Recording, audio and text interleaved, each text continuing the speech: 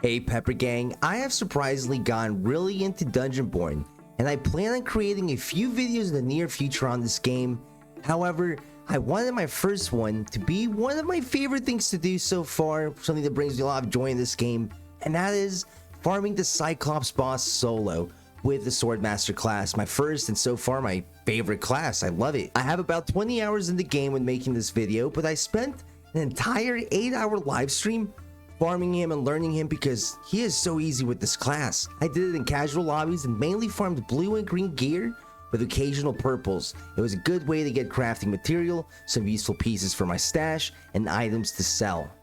You could do it in classic lobbies, but I preferred the chill vibe of casual. I only had occasional third parties this way, and I did it several times with just default gear. It's a low risk, quick boss farm that I really enjoy. In this video, I will explain how to get him on the map, his moveset, how I kill him with base gear, and nothing else, and lastly, a small compilation of 10 casual raids I killed him in to show you the drops I got. Now starting with how to get to him and the general area around him, the Cyclops lives in the center part of the castle map, the top floor of this gathering hall area.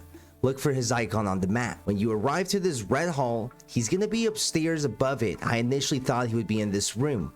You just have to look for the staircase on the side of the building and climb up. There's no other AI around him or on the staircase. I do end up getting a lot of fights inside the hall though early on. There's a spawn nearby, so I suggest killing anyone nearby before you start the boss fight. If you get a far spawn from the boss in the beginning of the raid, the aggro on a lot of these mobs is easy to break as a Swordmaster since you are the second fastest class even in base gear. If I'm going for the boss and I'm far away, I waste no time sprinting to him so I have max time to fight him. Luckily, when the fight is over, there are many portals that are available nearby if time ends up being an issue. Being up high in elevation allows you to gain a great vantage point over the extract portal locations and any potential players. If I arrive late and he is alive still, I typically don't get encountered by anyone else. Now onto his moveset. To start, he has a rock throw that you can parry or just stand behind one of these columns to block it. He throws it when you're too far away from him. It's pretty easy to deal with. After a throw or two, he will try to chase you down and swing at you. You can parry his swing and hit him back easily after, or you can just dodge it. Swordmaster's movement bonus speed is awesome with dodging his attacks. Sometimes he throws a second swing, which does get me sometimes, but you can parry it too.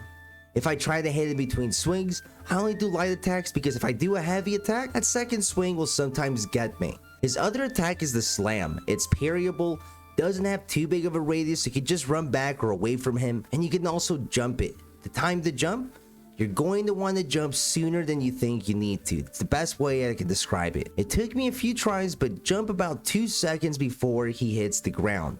If you charge a heavy attack and time to jump right, you can land the heavy attack right after he slams. When he slams, you can lay a few attacks on him pretty quickly. Lastly, he loves to throw a baby rage fit and sit on the ground each fight. He does this about 4 times, so I use him to track how far I am in the fight. According to the Dungeonborne wiki, this could always change. He has around 11k HP in casuals, so he's pretty easy pickings when sitting down. Just lay out on him with attacks of your choice. Just maximize damage when he does this. I use the ability where the sword swings around in a circle to do extra damage. Now that you understand how to get to him and his moveset, I'll show you how I defeat him with my Swordmaster's base gear.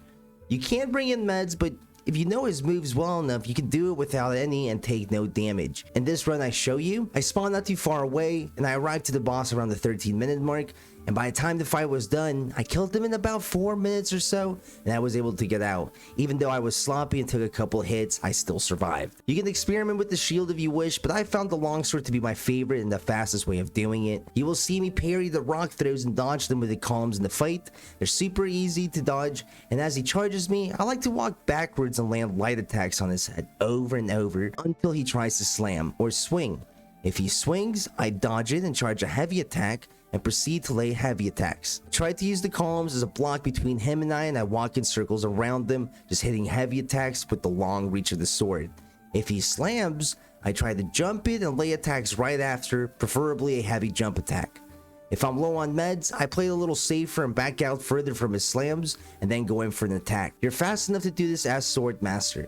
And whenever he sits down once again, I use my circle sword attack to do extra damage while I spam light attacks to his face.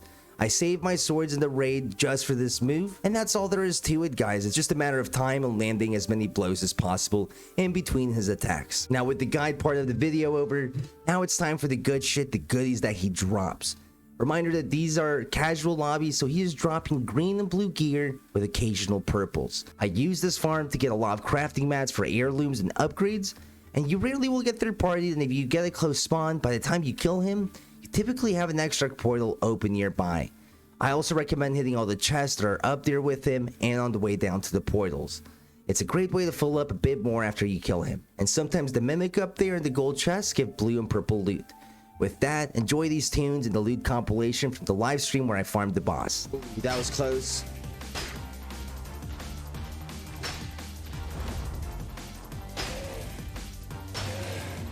Easy.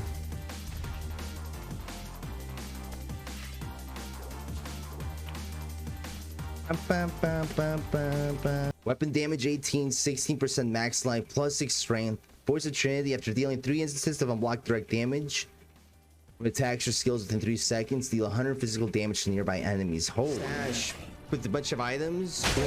Here in a minute, we're gonna pretty much organize it all. Craft. Probably have enough to get some more heirlooms, maybe upgrade even. And then I want to do hell runs and go to get the Wendigo boss. They go in there and it's just like, yeah, it sounds like a meta sweat fest. That's why I'm learning the bosses now. And I think I could just learn a different class when I want to mix it up. Like Pyro.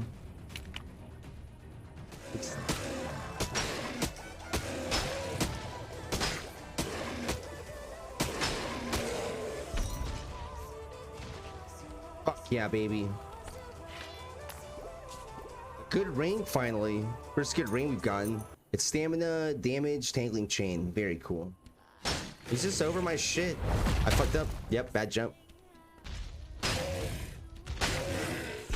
There it is, baby. Bandage shoes, baby. You have faith. Probably gonna sell them.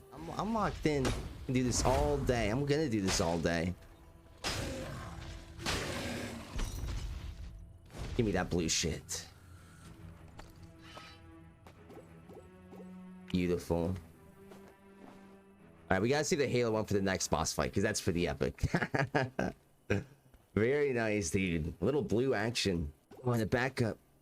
This one has tangling chain after sting.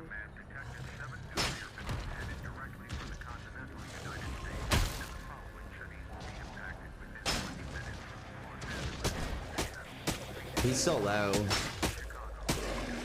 Has to be.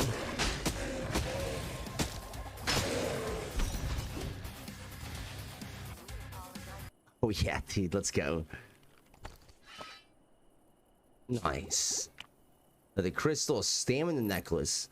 I get 30 life when dealing unblocked direct damage. Target will receive 5 points of true damage over 5 seconds for 5 seconds. Oh shit.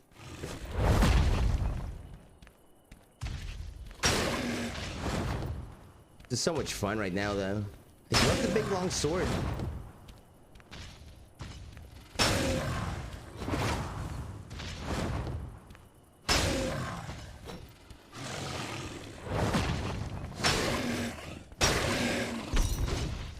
Easy, dude. That took 5 minutes this time. Got tiny torment, 4.3% damage.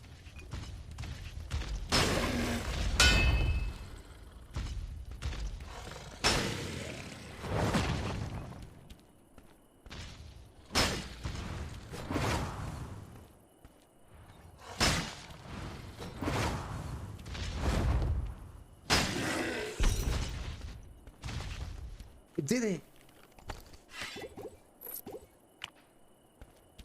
Strength necklace. I appreciate if you made it this far, guys. I hope you got something useful out of this video and enjoyed it. And like previously said, expect more videos ranging from guides, PvP content, and the review comparison video with this game and Dark and Darker, and much more. I initially wrote off this game, but after trying it one day on stream when I was bored as fuck, I got hooked and put 20 hours in 3 days. If you haven't seen me play it live, follow the live stream down the link below. Thank you again and have a wonderful rest of your day.